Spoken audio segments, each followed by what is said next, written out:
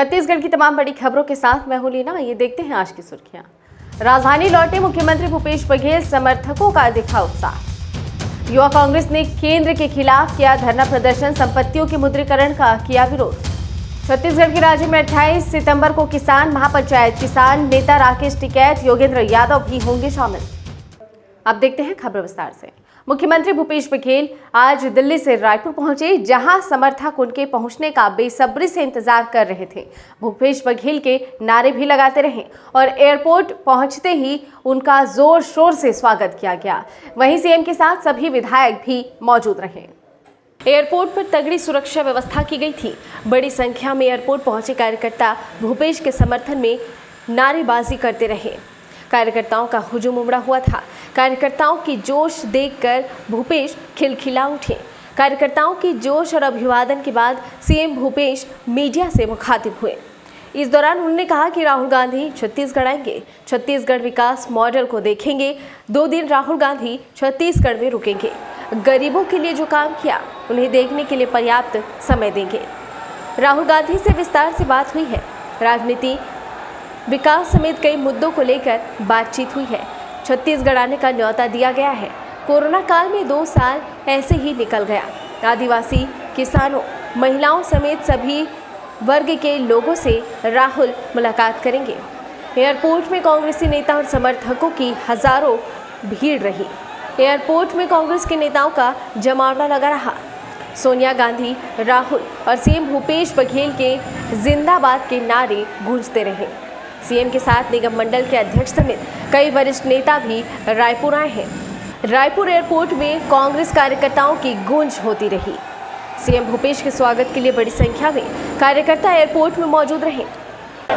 छत्तीसगढ़ की जनता का प्यार कांग्रेस के प्रति अटूट रहा है, कभी कम नहीं हुआ है और ये लगातार बढ़ते जा रहा है। राहुल जी से बहुत विस्तार से बात हुई, दिल खोल के बात हुई, राजनीतिक चर्चा हुई, शासकीय योजनाओं के बारे में चर्चा हुई, विभिन्न वर्ग के लोगों के बारे में चर्चा हुई और फिर अंत में मैंने उसे निमंत्रण दिया कि आप छत्तीसगढ़ आइए, क्योंकि बहुत दिन हो गया। एक तो चुनाव के बाद कोरोना काल लगातार हो गया, तो 2 सत्र वैसे ही निकल गया है। लेकिन मैंने कहा कि बहुत दिनों से सबको इंतजार है राहुल जी का, वो आने की अपनी सहमति दी है और अगले सप्ताह वो आएंगे।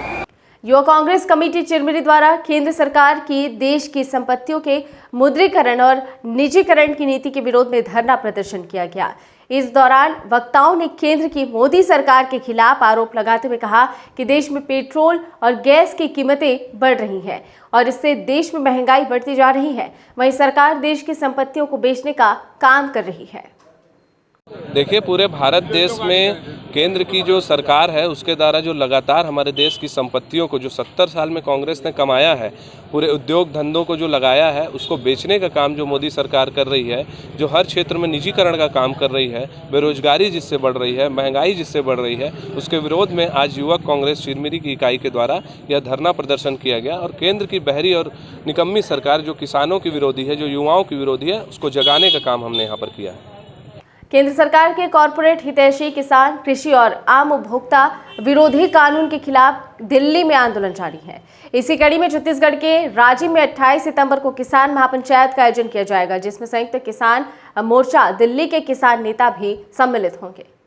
कृषि कानून के खिलाफ दिल्ली में शांतिपूर्ण ऐतिहासिक किसान आंदोलन के 9 महीने पूरे हो गए हैं।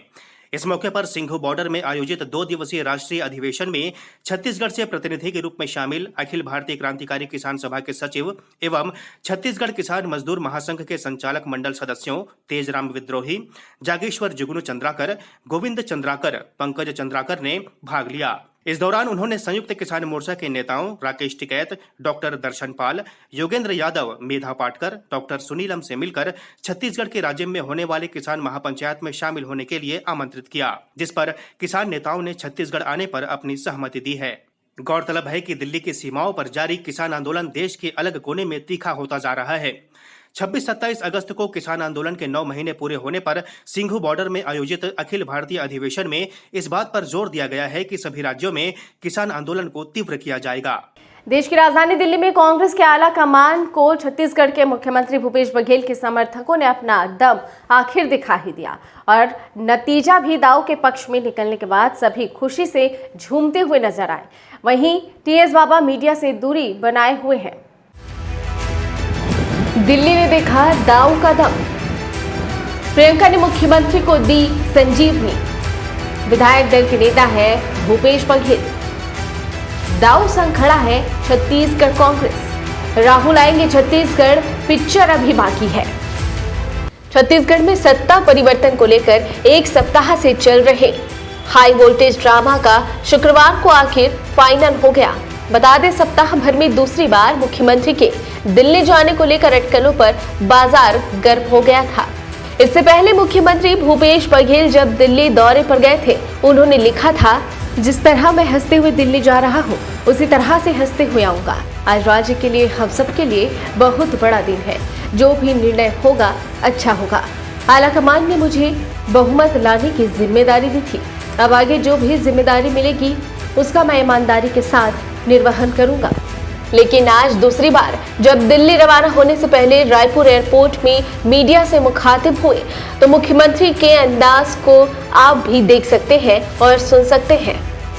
अब मैं किसी के वक्तव्य कोई प्रतिक्रिया नहीं दूंगा। मुझे हाई कमान ने बुलाया, मैं दिल्ली जा रहा हूँ। अब ये सब बात मैं मीडिया के माध्यम से सुना हूँ, देखा हूँ। बचत मुझे कोई ऑफिशियल कोई जानकारी नहीं। ऑफिशियल केवल इतना है कि मुझे दिल्ली बुलाया गया, मैं दिल्ली जा रहा हूँ। शुक्रवार को मुख्यमंत्री के दिल्ली पहुंचने से पहले ही 50 से अधिक विधायक दिल्ली पहुंच गए थे, जो मुख्यमंत्री के लिए संजीवनी का काम कर रहे थे। मुख्यमंत्री की राहुल गांधी से 3 घंटे से भी अधिक चली बैठक और बैठक में प्रियंका गांधी की खास मौजूदगी ने भूपेश बघेल के लिए संजीवनी का कार्य किया। बैठक में केसी वेणुगोपाल, पीएम पुनिया भी मौजूद रहे। बैठक से निकलने के बाद मुख्यमंत्री ने क्या कहा, आपको बताते हैं।